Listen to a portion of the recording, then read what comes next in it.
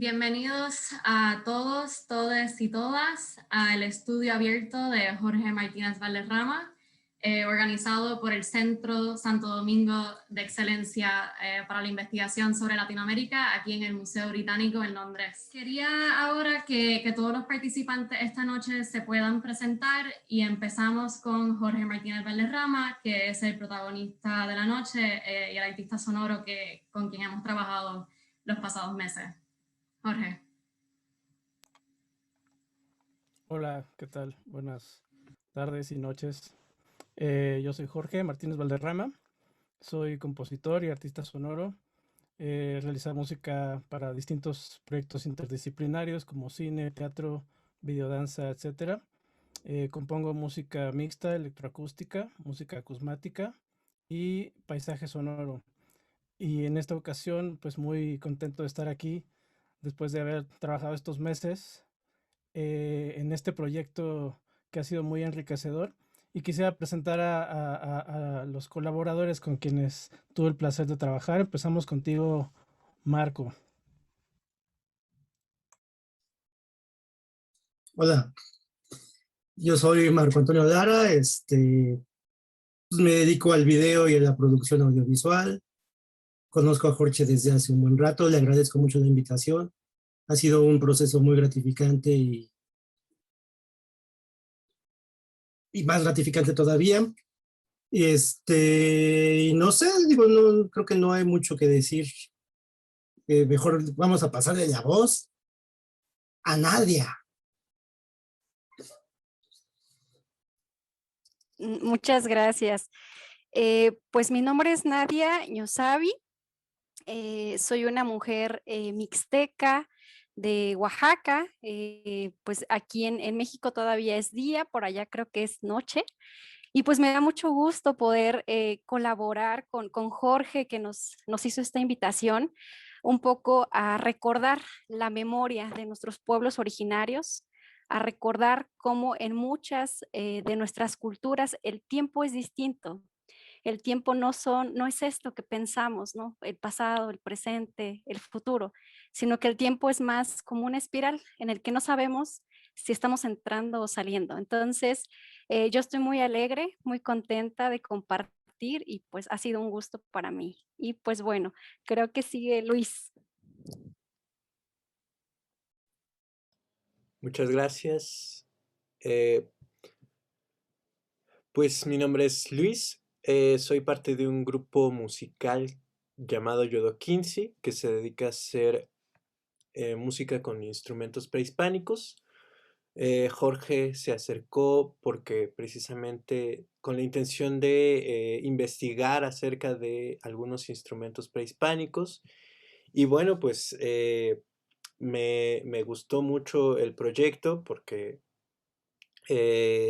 pues por la temática de ser en torno al pueblo mixteco y pues por el proyecto en sí. Entonces pues le propuse que hiciéramos una colaboración. Yo muy entusiasta, fue un poco mi iniciativa de hacer como una colaboración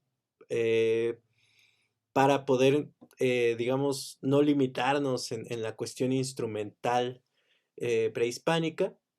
Y pues porque por mi propia identidad como heredero o descendiente de mixtecos, pues me gustan todos estos temas. Y es una cuestión que pues a mí me apasiona, y veo que también a Jorge le apasiona bastante. Y pues hicimos algunas grabaciones que posteriormente Jorge utilizó para su composición. Agradezco a Jorge y al British Museum de esta invitación. Y pues agradezco a Jorge toda la disposición de hacer una colaboración como tal, pues siempre tomándome en cuenta pues en sus ideas, ¿no? Muchas gracias. Perfecto, muchas gracias a todos. Me presento ahora. Mi nombre es María de las Mercedes Martínez Milanchi y soy curadora aquí en el centro. Y yo soy Laura Osorio y yo también soy curadora en el Centro Santo Domingo. Y este es un centro que se dedica a hacer investigación con las colecciones de Centro y Suramérica en el Museo Británico. Y entre las varios tipos de investigación que hacemos, invitamos a artistas a hacer intervenciones con las colecciones. Entonces, de ahí viene este proyecto. Y los museos frecuentemente invitan artistas para trabajar con las colecciones en persona porque se enfocan y se centran en esa residencia en la materialidad de los objetos. Y en este caso queríamos hacer un poquito de experimentación y explorar una versión digital de esta residencia.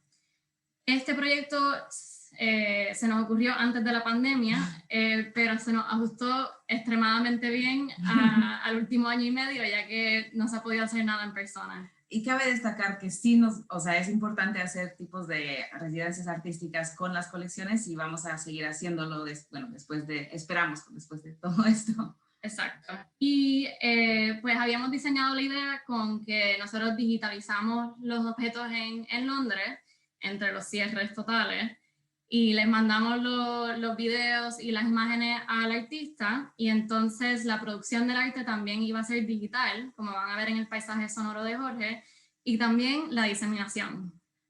Así que nada, el proyecto pues se ajustó genialmente a esta temporada, pero es un tipo de proyecto que queremos seguir en el futuro porque nos parece súper importante que los artistas puedan trabajar con estos objetos en su contexto original. Y pues Jorge tuvo la oportunidad de investigar un poquito de las colecciones y pues se centró en la colección de instrumentos mesoamericanos, muchas de las cuales no se habían investigado antes, o sea, no tenían imagen y estaban embodegadas. Exacto. Sin mucho contexto. Eso fue una oportunidad bien buena para poder ver esos objetos y darles otra vida. Y también se enfocó en un códice mixteco que se llama el Códice Tonindeye o Xushnatl Codex, que también forma parte de otro proyecto que estamos corriendo aquí en el museo. Sí, no para complicarlo, pero hay otro proyecto que se está llevando a cabo en paralelo con que son más de 60 investigadores académicos indígenas que son especialistas en patrimonio o arqueología, que están interpretando los manuscritos pictóricos y unos glifos en la colección de Mesoamérica del Museo Británico. Entonces, lo que ellos están haciendo es usando su conocimiento ancestral, tanto como su conocimiento académico, y sus idiomas indígenas para reinterpretar estos manuscritos, lo cual es muy importante. Pero lo lindo y lo relevante aquí es que lo que hizo Jorge vino a todos los seminarios que estábamos haciendo cada semana con este grupo enorme de conocedores y escuchó a la gente hablar sobre los códices, fue a otros seminarios que se estaban llevando a cabo con las comunidades locales en la Mixteca, en Oaxaca, y entonces llegó a entender muy bien el contexto cultural de la Mixteca.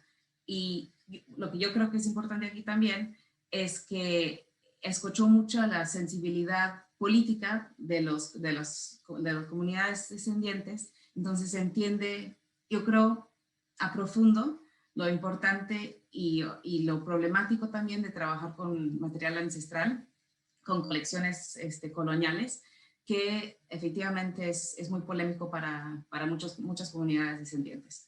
Entonces, me parece, o sea, de suma belleza realmente que él ha trabajado así, porque obviamente, pues el mundo de arte contemporáneo tiene un fuerte interés en los artistas indígenas y también en la idea de trabajar con material histórico o ancestral, pero pues aquí se hizo una colaboración muy, muy extensa, lo cual estamos muy emocionados entonces. Exacto. Bueno, y pues le voy a contar un poquito del evento. Pronto le voy a dar la palabra a Jorge y Jorge va a explicar un poquito acerca de su obra. Entonces vamos a tener la oportunidad de escuchar y ver la obra Sanyu. Por favor usen audífonos, que la experiencia va a ser mejor. Y entonces vamos a presentarles un video un poquito sobre el proceso detrás de la obra por Jorge. Y entonces abrimos a todos los que están aquí para hacer una sesión de preguntas y respuestas. Así que cuando tengan cualquier pregunta, por favor ponerlo en la parte de Q&A en el Zoom y les vamos a ir respondiendo las preguntas al final. Y muchísimas gracias y felicidades. Sí, gracias, Jorge. Y te dejo la palabra, Jorge.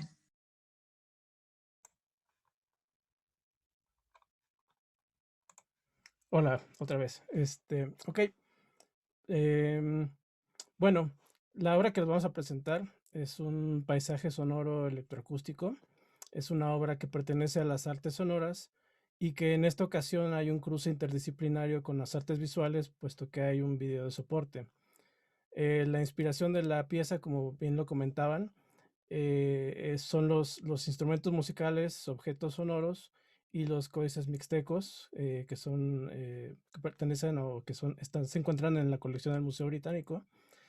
Y el proceso creativo tiene fundamento en dos ejes fundamentales, ¿no? Que son, por un lado, los universos sonoros, todos los elementos que conforman la ecología acústica o la naturaleza, los sonidos de la región, y también los instrumentos musicales u objetos sonoros mixtecos. Y el otro eje es el lenguaje que he encontrado dentro de los códices mixtecos, en particular el códice Tonindeye, donde hace uso especial de figuras retóricas para la interpretación de las narrativas de los códices. Particularmente utilizamos los difrasismos, que es una forma de lenguaje en donde se juntan dos conceptos o elementos distintos, incluso puede ser contrarios, para crear un tercer concepto. Por ejemplo, cuando se dice el agua y el fuego, realmente se refiere a una hoguera, ¿no? Cuando se dice hueso y carne, se refiere al cuerpo. Cuando se dice el alacrán y la ortiga, se refiere a un castigo. Y están llenos estos manuscritos de disfrazismos, de dualismos, binomios y otras figuras retóricas que para el proceso creativo de la obra fue muy interesante y muy útil también para poder hacer esta referencia. Como les mencionaban también, la obra tiene una mezcla en sonido binaural. Esto quiere decir que la mezcla es un 360, ¿no? Los sonidos aparecen por todos lados, da la sensación de que los sonidos vienen de adelante o de atrás o de los lados, por eso la importancia de utilizar audífonos. No sé si también deban ustedes activar la función de audio en estéreo en su Zoom. Eh, y sin más, creo que podemos ver y escuchar ya la pieza.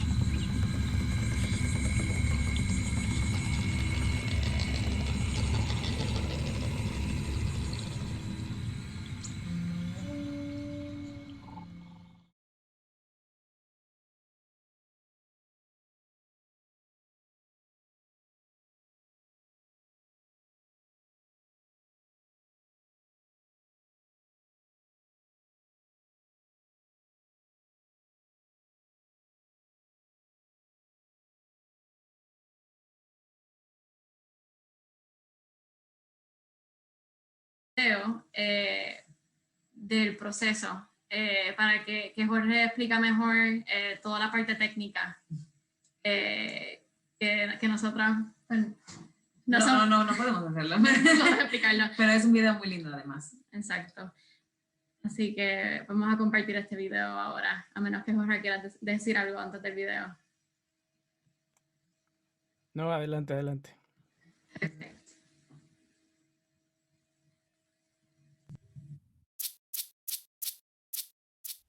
Mi nombre es Jorge Martínez Valderrama, soy compositor y artista sonoro.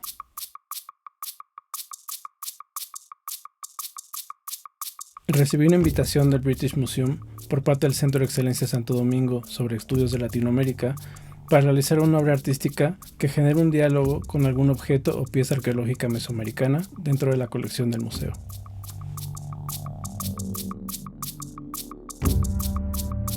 Las culturas mesoamericanas tenían una profunda conexión con la naturaleza. Los sonidos de sus territorios aún nos hablan de las historias de estos lugares y de la gente que ha habitado en ellos. Ellos sentían y siguen sintiendo una profunda conexión con la Madre Tierra. Hay toda una relación que hasta hoy se considera sagrada y divina, que incluso está retratada en códices y manuscritos, pero también en herencias e ideologías. Otra muestra del respeto que estas culturas le tenían a la naturaleza es la fabricación y confección de instrumentos musicales y artefactos sonoros. Algunos de ellos buscaban imitar el sonido del viento, del agua, de la lluvia, de los animales. Estos objetos podían ser utilizados para un sinfín de cosas: la cacería, la guerra, podían tener usos litúrgicos como nombramientos o llamados, y bueno, desde luego los usos musicales para rituales y ceremonias. Realizamos un recorrido por la región mixteca que se ubica en la frontera entre los estados de Puebla y Oaxaca, en donde pudimos grabar todo tipo de sonidos de la naturaleza.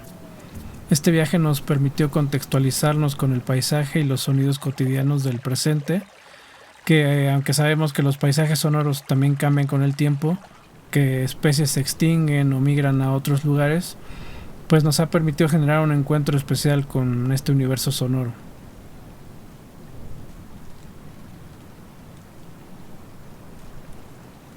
La composición que realicé es un paisaje sonoro electroacústico, es decir, una composición hecha con sonidos de la naturaleza, donde uso además instrumentos prehispánicos, y para este trabajo estoy incorporando sonidos generados por computadora.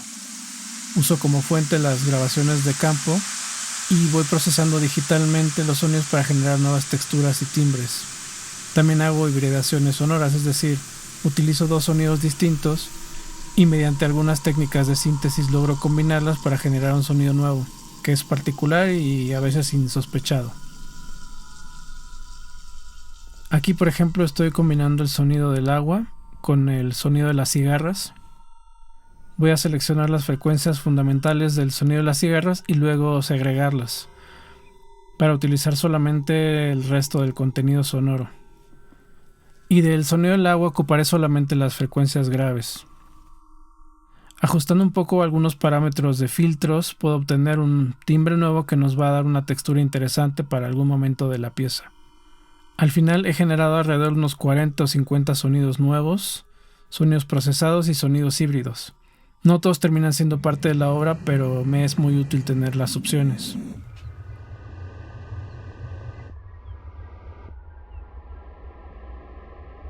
Los instrumentos fueron grabados por Luis García del grupo Yodo 15, quien hizo una selección de instrumentos mixtecos dentro de su colección personal. Algunos de estos instrumentos son referidos en distintos códices, como parte de las narrativas o como topónimos. Grabó instrumentos como silbatos, ocarinas, huehuetl, trompetas de acocote y sonajas, entre otros. Grabé también a la poeta mixteca Nadia Ñusabi, quien perfeccionó y tradujo un texto que escribí, que está basado en los sistemas de difrasismo, binomios y figuras retóricas que se encuentran en las lenguas mesoamericanas. Este texto habla sobre los universos sonoros, el tiempo, los ciclos, el espiral, la gente de la lluvia y la perpetuidad. En la sesión de trabajo podemos ver que agrupé en 5 secciones de sonidos: la parte de voz, los instrumentos por un lado, Acá están algunos ambientes naturales ya editados. Aquí hay sonidos procesados en color naranja y los de abajo son los sonidos híbridos. Estoy estructurando la pieza en 6 secciones a lo largo de 8 minutos. Empiezo con una introducción en la que escuchamos el agua que de a poco se convierte en una intensa lluvia con la ayuda de las sonajas. Acá tenemos una sección en donde organicé aquellos sonidos que tienen gestos animalísticos. Esta sección que suena como aves, pero realmente son sonidos electrónicos. Y también el sonido de percusiones que por momentos nos evocan a ciertos mamíferos.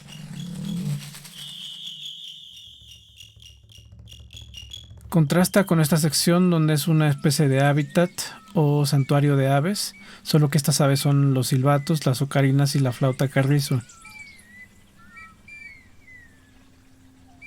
La siguiente sección es donde se encuentra el texto recitado por Nadia y la parte final termina la pieza con un retorno al agua y al silencio. La realización de este trabajo ha sido todo un proceso, un viaje introspectivo, pero también un lugar de encuentros felices, de ideas, aportaciones y participación. Creo que tenemos mucho que seguir aprendiendo de nuestros ancestros y continuar todo ese legado y la herencia cultural que está ahí, solo debemos abrazarla.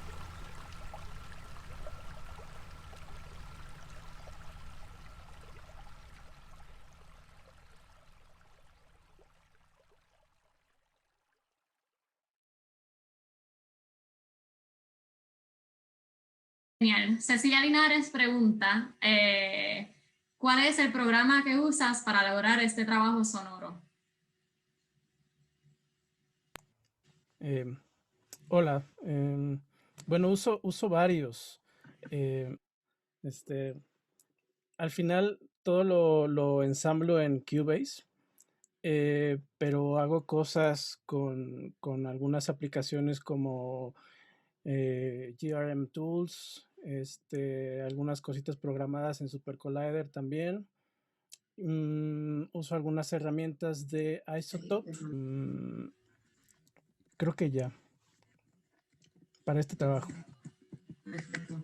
Entonces hay otra preguntita hecha por Yuridia Fanjul.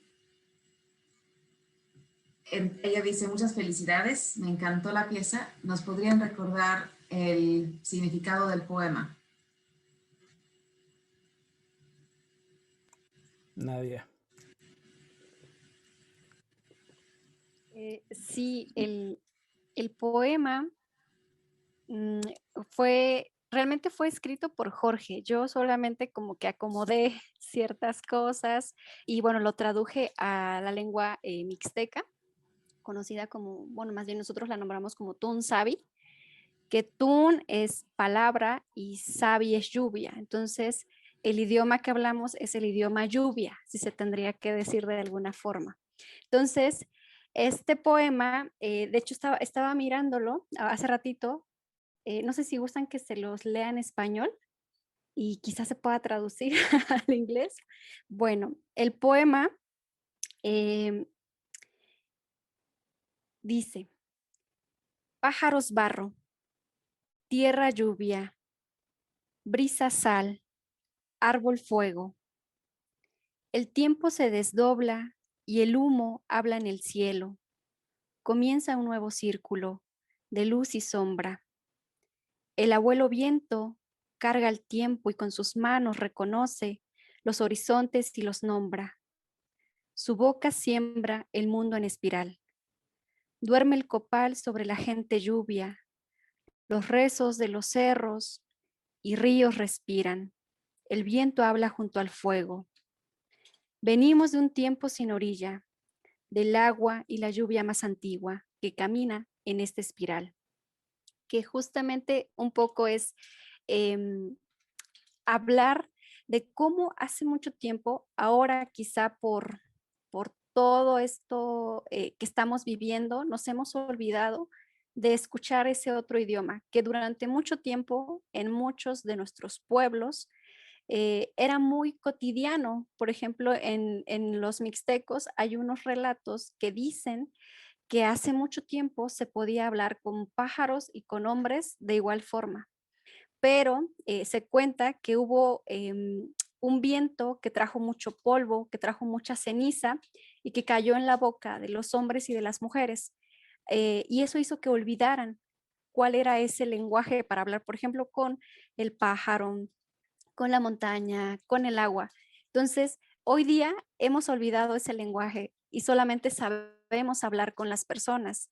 Y un poco este recorrido de memoria, que se hace mucho con sonido, es también recorrer otra vez hacia nuestro origen, cuando podíamos hablar con todo lo que nos rodeaba.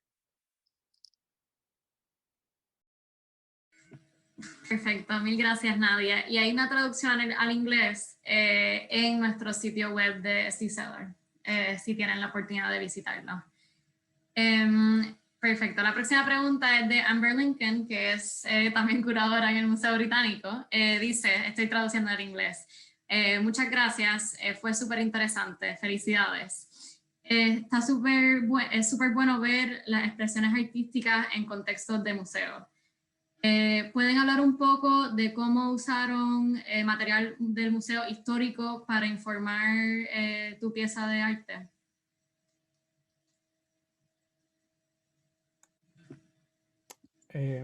Hola, sí, pues digamos que el acercamiento en cuanto a las imágenes, digamos de las piezas y documentos históricos arqueológicos que tiene la colección del museo,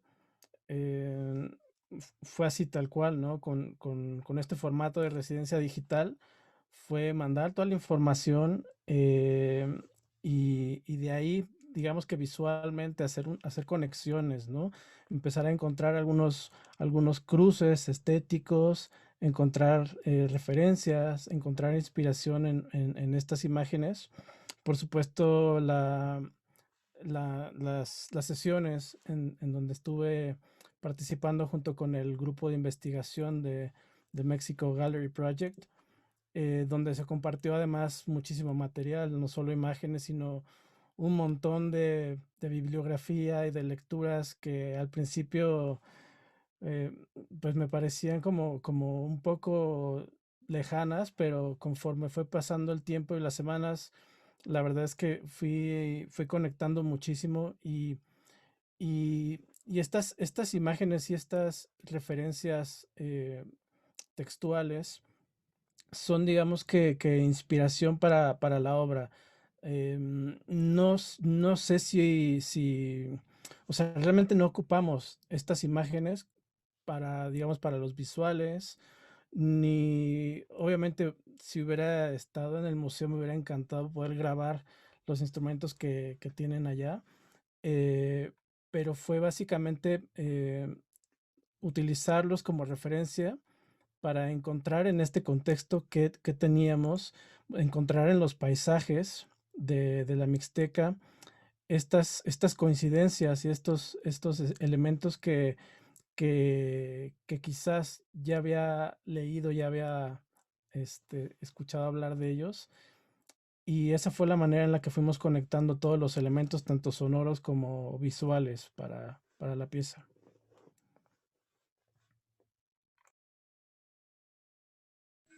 Perfecto, mil gracias Jorge. Esta pregunta es para ti, Marco. ¿Hay algún elemento especial en el paisaje mixteco que te llamó mucho la atención o encontraste particularmente inspirador para grabar ahí? Y también, ¿qué tipo de cámara usas? Esas son dos preguntas en una. Bueno, lo técnico, que es de lo de los juguetes, básicamente grabamos con una cámara EOS R, una grabadora Ninja V y los timelapse los hicimos con GoPro. Y de la parte inspiradora, cuando Jorge me invitó, tuvimos un buen rato para platicar y discutir un poco el proceso. Me platicó que una cosa muy interesante fue la parte de los disfrazismos. Entonces, como bien lo dice, tratamos de checar tomarlo como inspiración, ¿no? Entonces, bueno, el paisaje de la reserva es fascinante.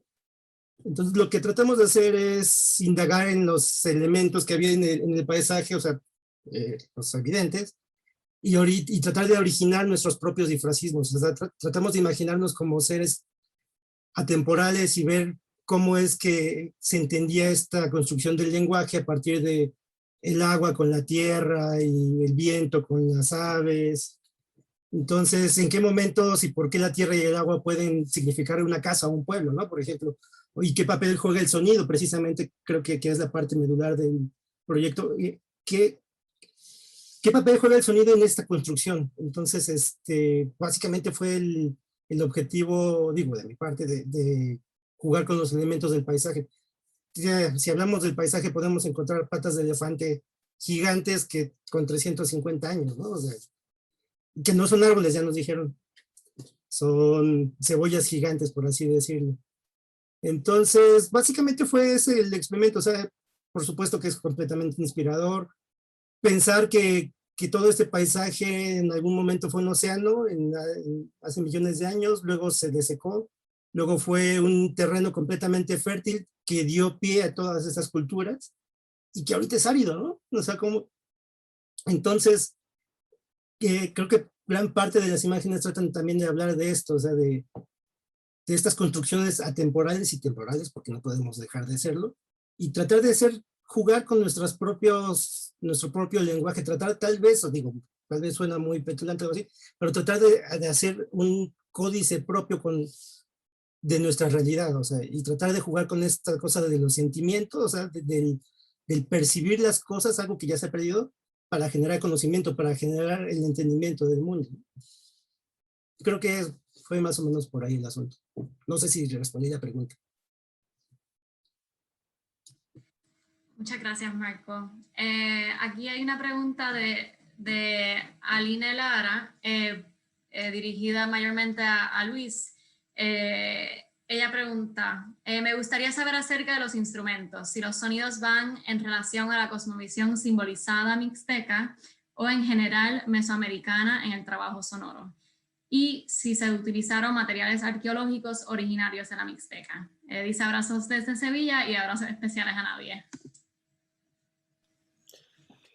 Sí, pues los instrumentos que quisimos incluir en esta pieza proceden de la Mixteca, ya sea que haya alguna referencia en algún códice mixteco o que sea una reproducción de alguna pieza arqueológica. Se usó algún instrumento arqueológico, solo uno de mi colección personal, que un tío de allá, del pueblo de mi mamá, se encontró alguna vez caminando por las tierras de Chazumba, en Oaxaca, muy cerca de la reserva de Cuicatlán, Tehuacán, la reserva ecológica que mencionaba Marco Antonio. Bueno, uno de esos silbatos incluidos en la grabación sí es arqueológico. Los demás pues son ya sea reproducciones o emulaciones basados en las representaciones de los códices o en instrumentos arqueológicos propiamente. Pues el cu, ¿no? O el teponazli, el huehuetl, el bastón sonaja, algunas sonajas, cascabeles de metal, cascabeles de barro. Y hicimos algo así como unos 20 instrumentos, más o menos, por los 20 símbolos calendáricos. Jorge me sugirió hacer como uno por cada uno. Entonces, pues no recuerdo todos ahorita, pero sí son propiamente, existieron en la región mixteca, bueno, por ahí del posclásico. Muchas gracias, Luis. Gracias, Liz. Entonces tenemos otra pregunta de parte de Rafael Ortega Ayala. Es para Nadia. Si existe la figura del disfrazismo en la lengua Nusavi o si es un concepto que tradujiste de forma poética. Y me parece una pregunta muy importante. Bueno, el difracismo es algo que está nombrado como desde el español, desde Occidente, pero algo que sí pasa es que, bueno, la lengua es pensamiento y el pensamiento se hace lengua, ¿no? Entonces, algo que ahora yo conozco que se llama difracismo, pero cuando era más chiquita, pues ni idea de qué era eso, ahora sé que se llama así, es que muchas de las cosas que estructuramos en pensamiento, por ejemplo, desde el idioma mixteco y que he investigado, que también lo comparte, por ejemplo, el idioma MEPA, que es otro de los idiomas que está en México, ya que en México hablamos 69 idiomas distintos, y también lo comparte el Muira de Colombia, es que nuestra lengua, digamos, por ejemplo, no tiene esto que hemos nombrado como nexos en el español. Por ejemplo, hay voy a hacer una imagen, espero se pueda traducir. Nosotros luego decimos, ahí hay un árbol de naranja, ¿no? Hay un árbol de guayaba, una de manzana, por ejemplo, en el español. Y desde nuestra lengua, por ejemplo, yo diría yututicua, que significa árbol naranja, y así se traduce, árbol naranja. No hay este árbol de naranja. Cuando yo comencé a, ya más grande, digamos, a escribir así, árbol naranja, las personas que hablaban únicamente español me decían que yo estaba mal porque no hablaba como mocho, como hablaba cortado, no hablaba bien, porque tendría que decir árbol de naranja y no árbol naranja. Entonces yo decía, bueno, puede que ellos tengan razón y me di cuenta que no, que nuestras lenguas se estructuran desde un pensamiento distinto y un poco preguntando con compañeros, sobre todo MEPA, que tienen esta misma característica, pensábamos en cómo se conciben los elementos en nuestras culturas. Es decir, un árbol y una naranja están en el mismo nivel de horizontalidad. Es decir, la naranja está siendo árbol también y el árbol está siendo naranja y es como algo que da vuelta, ¿no? O sea, no es que uno sea hijo de otro, sino que ambos existen y son posibles porque están ahí juntos. Entonces, pensaba que un poco eso también, cómo se aplica, digamos, en nuestro lenguaje, pero también en la forma de relacionarnos con las otras y los otros, no solo personas, sino, por ejemplo, con los cerros, con los ríos, con un montón de cosas que habitan en nuestro entorno. Entonces, por eso, no sé, ahora sé que se llama difracismo, pero digamos desde mi lengua es algo pues que así se estructura el pensamiento, ¿no? No hay estas cosas de dependencia que sí lo hay en el español y creo que mucho de lo que se ha construido y un poco lo decía Marco es hemos dejado de poner atención a cómo se estructura el pensamiento y creo que ese dejar de poner atención a cómo pensamos y estructuramos es lo que hace que hoy día dejemos de poner atención a todos los sonidos y narrativas que están a nuestro alrededor. Creo que ni contesté, pero un poco por ahí va. Sí, contestaste muy, muy bien, Nadia. Muchísimas gracias, Nadia. La próxima pregunta viene de Sharon Pérez, que de hecho es nuestra próxima residente digital. Ella dice, muchas felicidades. Disfruté mucho de la obra. Sin duda hay mucho trabajo en equipo para que terminen contribuyendo a poder conectarnos con estos espacios. Gracias por este viaje.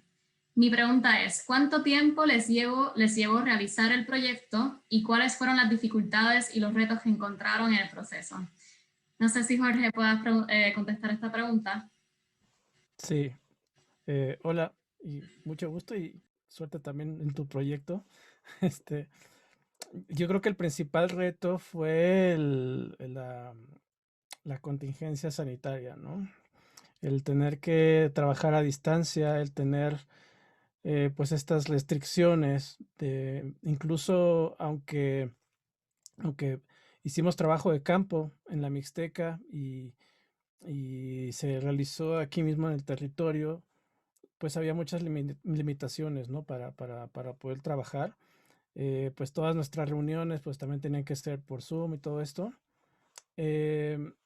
pero no sé, creo que al final supimos sacarle jugo también un poquito como al contexto, ¿no? Aprovechar el que mucho del trabajo se iba a hacer en casa y eso quizás cambia un poquito como los objetivos, cambia un poquito como las dimensiones del entorno, pero no disminuye, no siento que haya disminuido el trabajo, sino simplemente fue otra aproximación, ¿no?